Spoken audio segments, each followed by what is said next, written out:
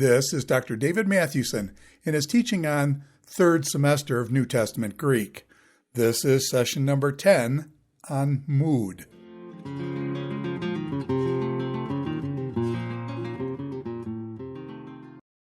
The last feature of the verb that we want to cover is mood. And so we've talked about tense or aspect, and we've considered number and person and voice. And the last one that we want to look at is mood. Now, by mood, we don't mean how the author was feeling or whether he's in a good mood or bad mood or happy or sad, although any of those could have been the case. But by mood, in grammatical terms, we're referring to the author's attitude towards the action as far as whether he is making an assertion or not. And so one way to look at the moods, we'll see that there are 4 moods that we want to focus on in the Greek New Testament. And one way to consider them together and divide them up is whether the mood makes an assertion about reality, about the nature of the action, or non-assertion.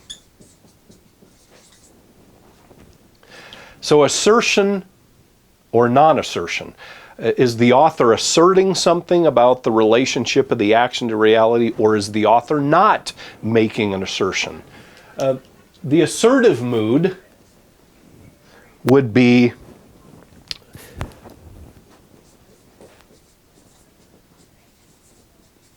the indicative mood. The indicative mood is the mood the author uses to simply make assertions or ask questions.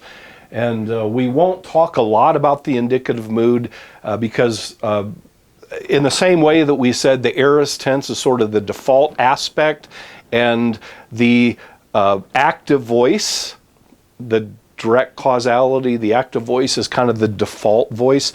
The indicative mood is the default mood. It's the standard mood the author's going to use when he's just making assertions, making statements, narrating events, asking questions. It's a standard mood. And again, statistically, the indicative mood is by far the most common occurring mood in the New Testament. Under non-assertion, there are 3 moods. One of them is the subjunctive mood. The other one is the optative mood. And then finally,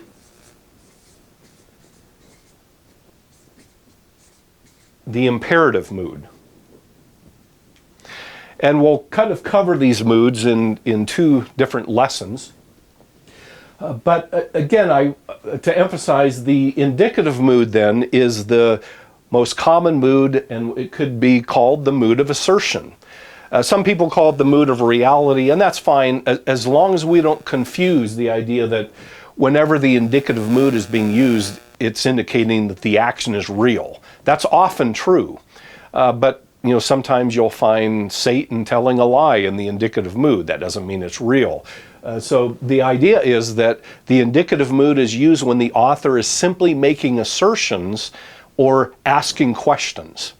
And again, it's the common standard mood. And so it's probably the mood that you will not make, when it comes to exegesis or studying the Greek New Testament, you will not make a big deal out of it or spend a lot of time on the indicative mood. It's when the author departs from that and uses some of the other moods that you need to sit up and take notice and pay close attention.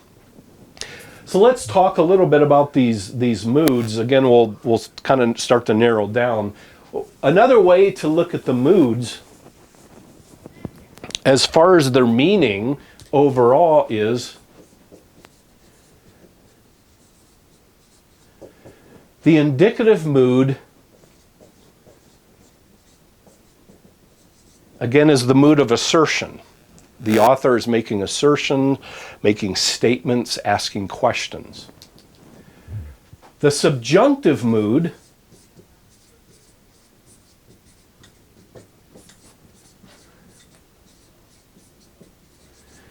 can be seen as the mood of projection.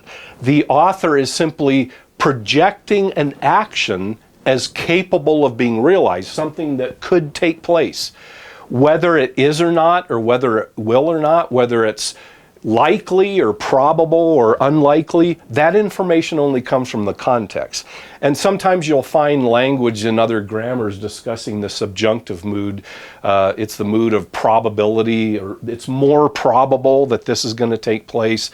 The problem with that is, for example, in 1 John 3, the second coming of Christ is described in a subjunctive mood. Is Christ probably going to come back? No, we know he is. It's just because it's still future, the author, for whatever reason, projects it as an action that's capable of being realized. I personally find that kind of language helpful for me in understanding the subjunctive. It presents an action as capable of realization.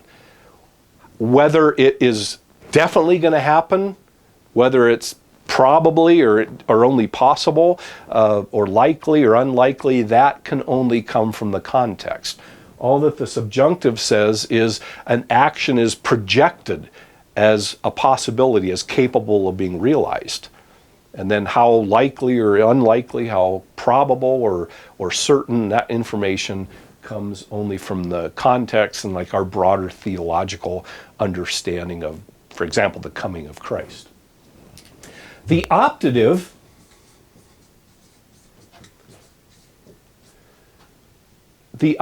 mood, like the subjunctive, expresses projection. That is, an action is projected as a possibility, but it also has the added feature, hence the plus sign, of contingency.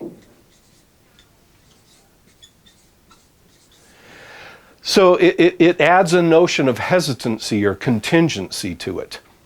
And you can see in some of the usages that we'll look at that that appears to indeed be the case. Now, the optative mood is dying out, much like the pluperfect aspect was dying out in the New Testament, the optative mood as well. There's still examples of it, but the optative mood is on its way out. The most famous example of the optative mood that you're aware of is when Paul says, may it never be, me genoita. It's the aorist optative of genomai, negated by may. That actually accounts for a number of the usages of the optative mood in the Greek New Testament. So again, English translations handle that in different ways. But then the final mood is the imperative mood, and we could maybe say it is the mood of direction. The author is directing the action of his readers, and this would be the mood of command, imperatives, but the imperative mood, the mood of direction. And so we'll talk about these individually, and again, especially the imperative mood, and couple of issues related to the indicative and subjunctive, conditional clauses. We'll deal with conditionals and the imperative mood in the next lecture. But I want to talk a little bit about the function, especially of the first three moods. All three of these moods, especially the indicative and subjunctive, we'll spend most time in those because, as I said, the optative mood is kind of dying out. But one way to look at the indicative mood is, again, we've already said the indicative mood, the mood of assertion, is kind of the default mood. So again, you won't spend a lot of time when it comes to exegesis. And once more, you often find grammars multiplying labels that describe how the indicative is used. And again, if you want to do that, that's fine, but I find it less helpful to linger on indicative mood because that's just the default standard mood the author is going to use. And it's when the author departs from that that you want to pay attention. But the indicative mood can be used in both main clauses and supporting, or We might call it subordinate clauses. The main clauses are the clauses that carry the main discourse along. And then supporting clauses modify something in the main clauses. They further support them. They further modify them. They're subordinate to them. But the indicative verbs in the indicative mood can be used in main clauses or just supporting clauses.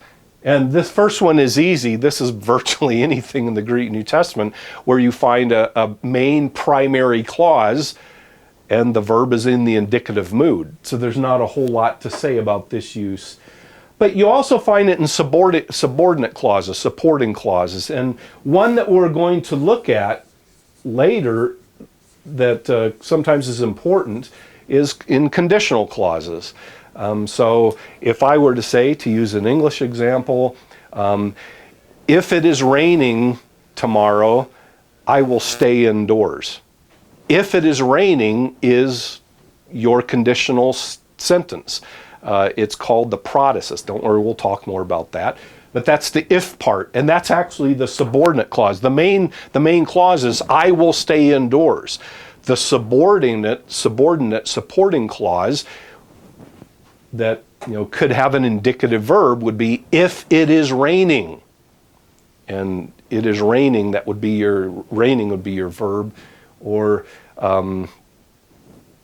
if the weather turns bad, or if there is a thunderstorm, the verb is would be in the indicative, and that would be a conditional clause. In Greek, we find an example that we'll turn back to. In Matthew chapter 12, Jesus says, if I cast out demons, using a plus a verb in the indicative, cast out. If I cast out demons in the name of Beelzebub, we'll come back to that. But that's an example of a first-class condition. Again, I want to come back to that. I'm just using language, hopefully, that you might be familiar with. But this is a use of the indicative verb in a subordinate or supporting clause and a conditional clause in the New Testament. If I cast out demons by the name of Beelzebub, but if I cast out demons by the power of God, then the kingdom of God has come upon you. That's the main clause. The kingdom of God has come upon you. The subordinate one is if I cast out demons by the power of the Spirit or by the power of God. That would be a plus an indicative verb, an example of the indicative used in a supporting clause. So I don't want to say a whole lot more about that, but because again the indicative verb mood is the mood that is the most common used and is the default, and again the one that you will not spend a lot of time on. But instead I want to move on to the subjunctive mood. And one way to look at it is we can look at it also in terms of subjunctive verbs. Verbs in the subjunctive mood can be used in both main clauses. Again, these would be the main clauses that stand on their own and communicate on their own, or it can be used in supporting or subordinate clauses. That is, these clauses don't stand by themselves, but they play a modifying role. They support, or they're subordinate to, or they modify something else in the discourse, often in the main clause. Now, when it comes to the main clause, one of the two of the most common usages of the subjunctive mood, and again, with both of these, we need to keep in mind the idea of the subjunctive mood is an action is projected as capable of realization. And again, how certain that might be, how unlikely, how likely, how probable, that information only comes from the context. But verbs in the subjunctive mood can be used in main clauses, and two usages that come under that I want to focus on is one of them is in what is called a hortatory subjunctive. The idea of hortatory is in giving instruction, commanding. A hortatory subjunctive is a way for the author to implore his readers to join him in an action. And it functions like an imperative, like a command.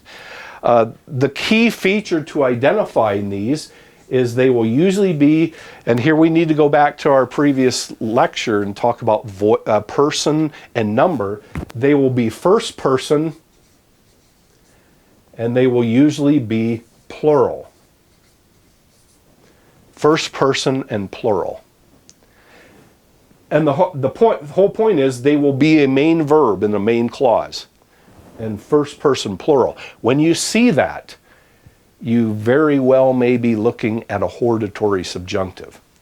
And the way we translate it, we'll look at some examples. The way we usually translate it, we're often told to translate it, let us. You could also translate it, we should. But however you translate it, it's important to understand it has the force of an imperative. It has the force of a command. It's not just a suggestion. Or, we ought to do this. Might be a good idea that we do this. It's more forceful than that. A really good example of a hortatory subjunctive. Actually, there's a number of them, but we won't focus on all of them, is found in the book of Hebrews. Hebrews actually does have a number of hortatory subjunctives. And Hebrews chapter 4, as one example where the hortatory subjunctive occurs.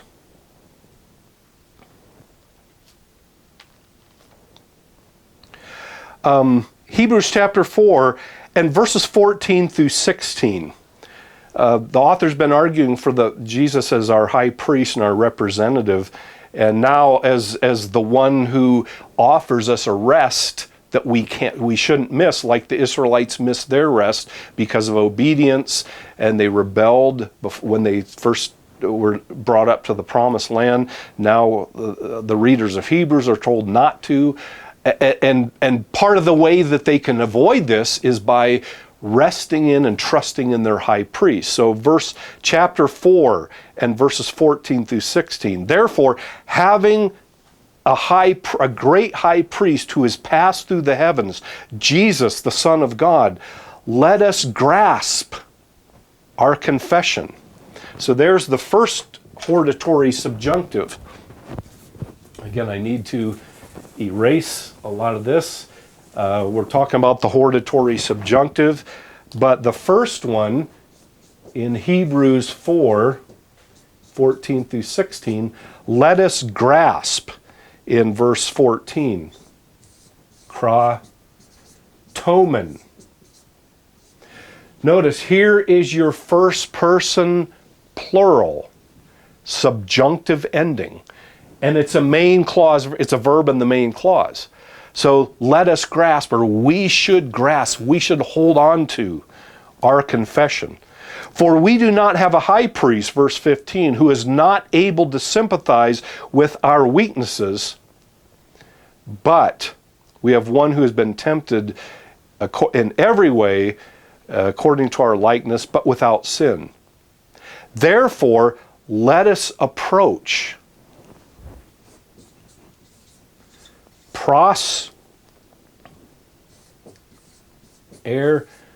komatha. There's your first person plural subjunctive ending.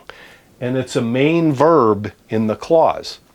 So, and you find other examples like this in Hebrews, but here's two clear examples of hortatory subjunctives, and they tend to be very emphatic and they tend to be prominent in the discourse. They tend to be important when you see them, because the author and his readers are both involved in the action.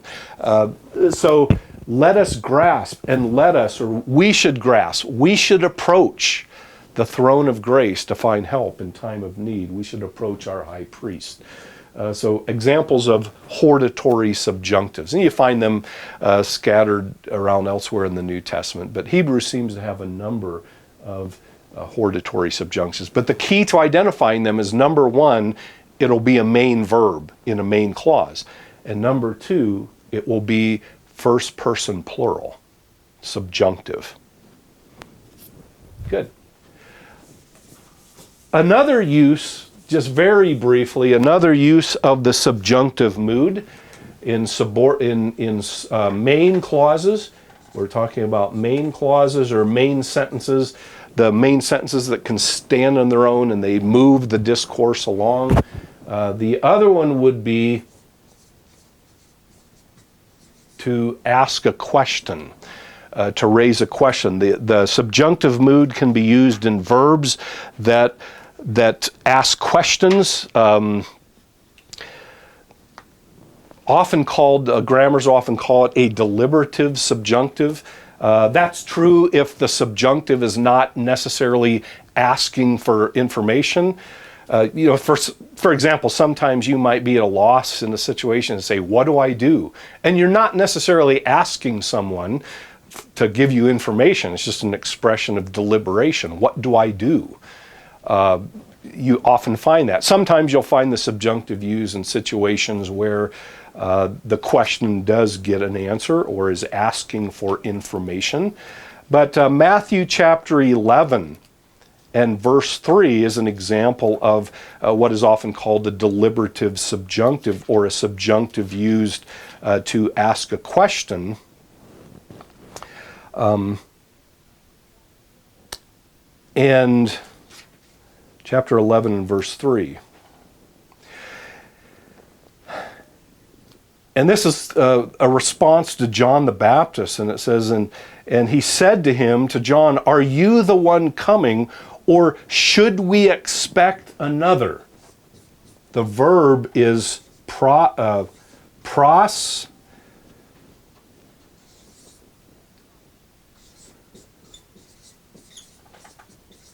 dakomen. Should we expect? So are you the one who is coming? Are you the Christ? Or should we expect another? In this case, it does appear that he's asking for information, because in the next verse, Jesus answered and said to him. John the Baptist's interaction with Jesus.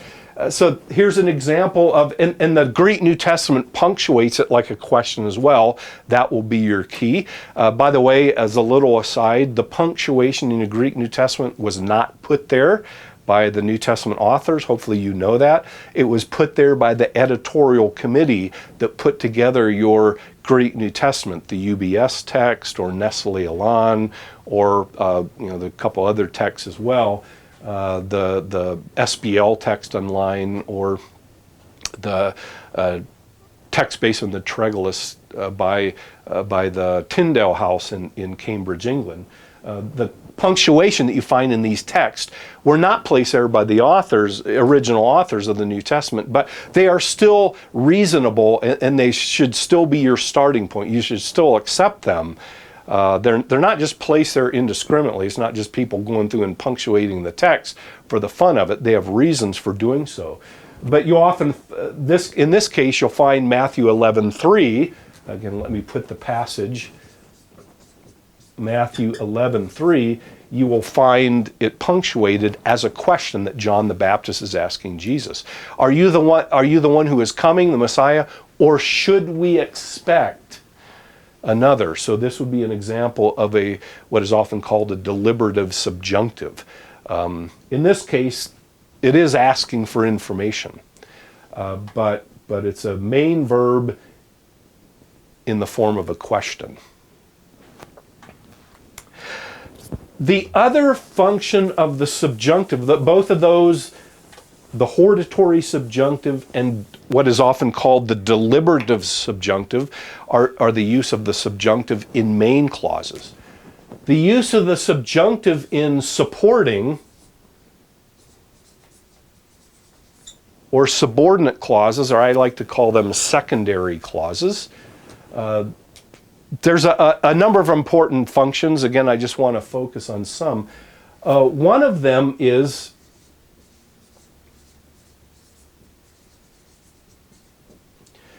in subordinate clauses introduced by particle or introduced by conjunctions such as hina, which again usually will indicate purpose or result. So a clause introduced by hina will have a verb in it in the subjunctive mood, and it will usually indicate purpose or clause. Sometimes hina can show content. It can also not, like, sometimes you'll have a statement like, I pray hina, followed by a subjunctive verb. And the hina may express the content of the verb, not so much the content of praying, not so much the purpose. So that's a possibility as well. But the point is that the subjunctive mood will be used in clauses introduced by hina, which would be a subordinate clause. Another one is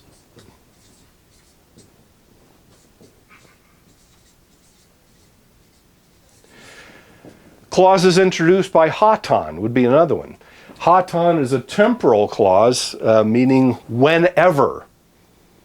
And the verb in the clause that follows it would be in the subjunctive mood. And then another very common one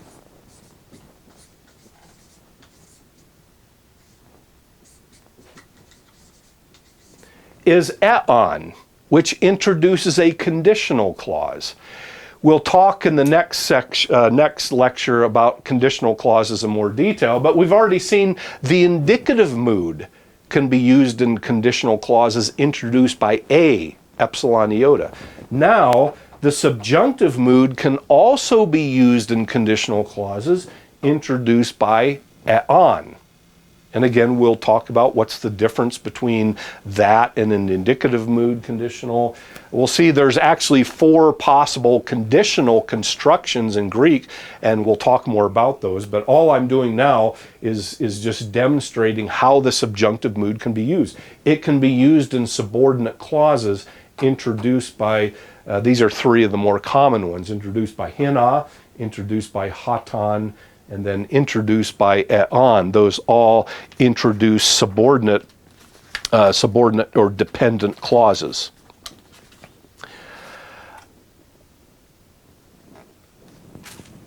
One other function of the subjunctive mood, it can also be used in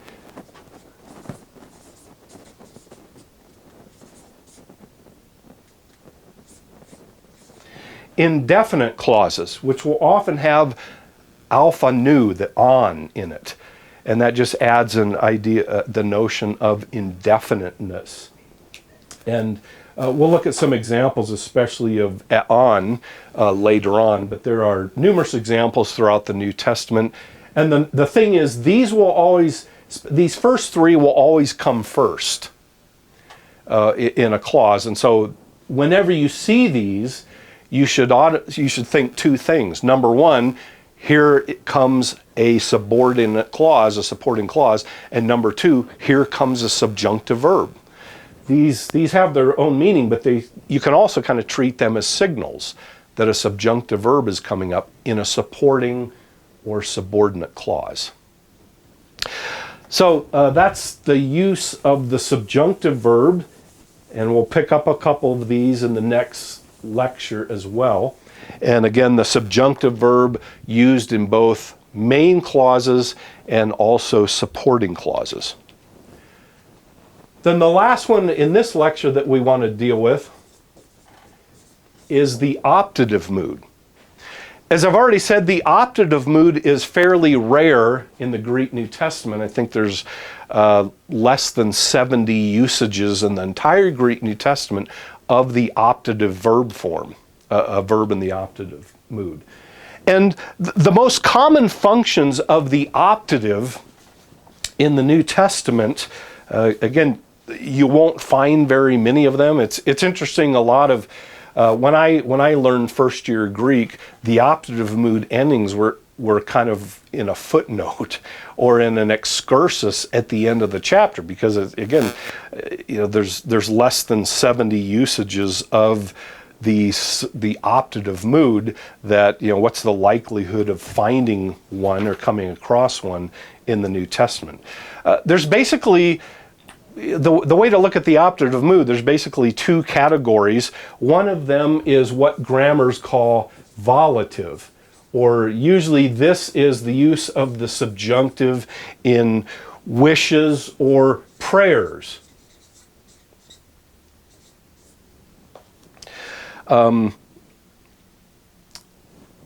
This is probably the category under which you would place Paul's famous me genoita. Again, different translations translate it differently. May it never be, or I think the King James, God forbid. It's a strong negation, a strong way of saying this shouldn't happen, this should never be. But you often find this again in other sorts of wishes. For example, in Second Thessalonians 3:16, and may the Lord of peace himself give you peace through everything, or in every way. And notice the verb is doe. That is the subjunctive of didomi. And again, this comes from 2 Thessalonians 3:16. But this is the use of the subjunctive in a wish or a prayer. May the Lord. And often you translate it, you'll use the word may. But the idea, remember, of the optative, the action is seen as potential. It's seen as a projection, like the subjunctive, but with more contingency, with more hesitancy. So that fits very well with the use of the optative in wishes or prayers. And again, the most famous one that occurs, that's over. That's I think there's 14 of them, so that's a large percentage of the less than 70 subjunctives. Over 14 are the me genoita in Paul's letter. So if you remember that one, you've got most of the subjunctives learned already, and the rest of them, you'll find scattered throughout the New Testament. And then the other one, the other usage besides the volative is simply what grammarians often call just the potential optative, the optative mood just used of action that is seen as potential or possible, with the added idea of contingency, which is part of the meaning of the subjunctive. So for an example, this comes from Luke chapter 15, verse 26. And having summoned one of the servants, he inquired what these things might mean, or what they might be. And here you have on and AA, which is the optative of a me. And notice this particle that is used to add and reinforce the contingency. But this is just a statement demonstrating the action is potential, and the optative mood with on used to indicate that. So again, I don't want to go into any more detail on the optative. It's best just to deal with them when you see them, outside of the me genoita, which will take care of 14 of the less than 70 uses of the optative in the New Testament, and the others can be probably put in one of these categories of a prayer or a volative, either prayer or wish, or just making a potential statement.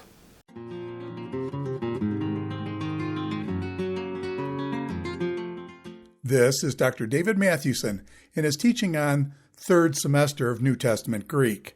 This is session number 10 on mood.